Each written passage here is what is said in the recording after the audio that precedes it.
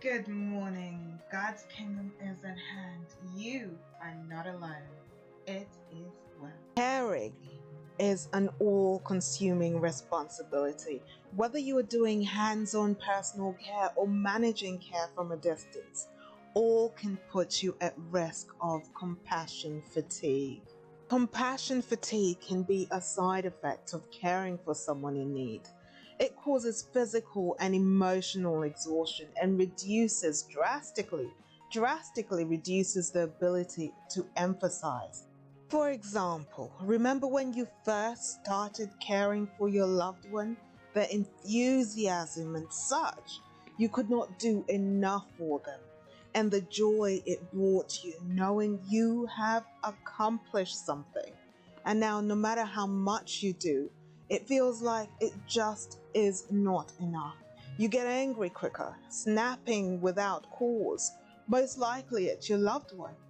Then catching yourself, you start apologizing relentlessly and left feeling guilty and wanting to make up for what happened. With that intention in mind, you do more without feeling like you are accomplishing anything.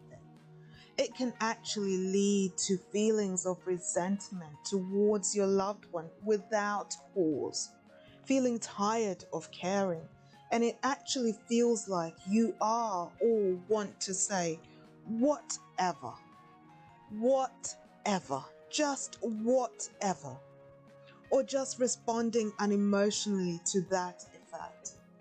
It's not that you don't care, but the unspoken is you are tired of caring. You are literally tired of caring. You're not alone. It is also common in doctors, nurses, and other health professionals, and is called secondary traumatic stress. You basically get stressed from continually helping or wanting to help others who are suffering. If it's not managed, compassion fatigue significantly worsens your health and well-being.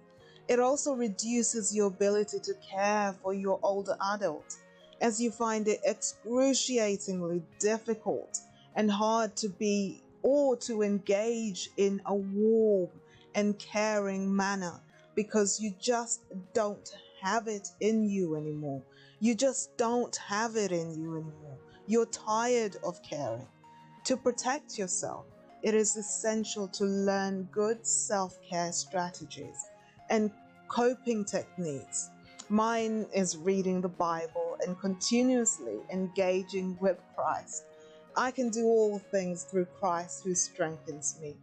You see, compassion fatigue and burnout have similar symptoms, but there are some key differences. Burnout usually develops over time. Top signs of burnout include emotional and physical exhaustion, feeling of negativity and indifference, and feeling like you are not getting the job done.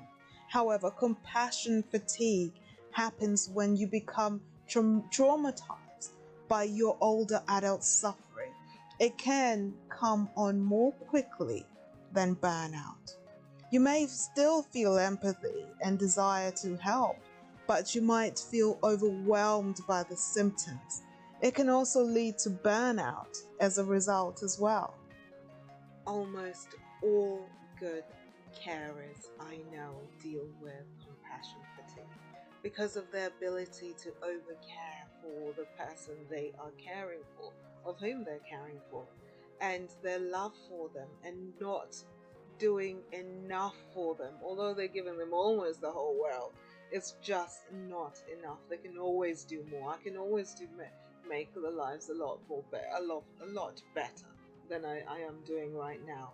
So that is always a factor. For me, my coping technique is to give myself a couple of hours in the day just spending time with the Lord, because through Christ I can do all things. Amen.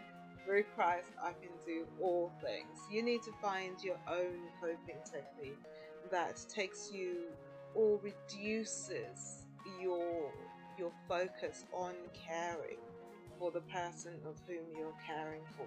Almost an escape of the mind. Yes? And also, you need to find out the triggers that bring on the stress of it all.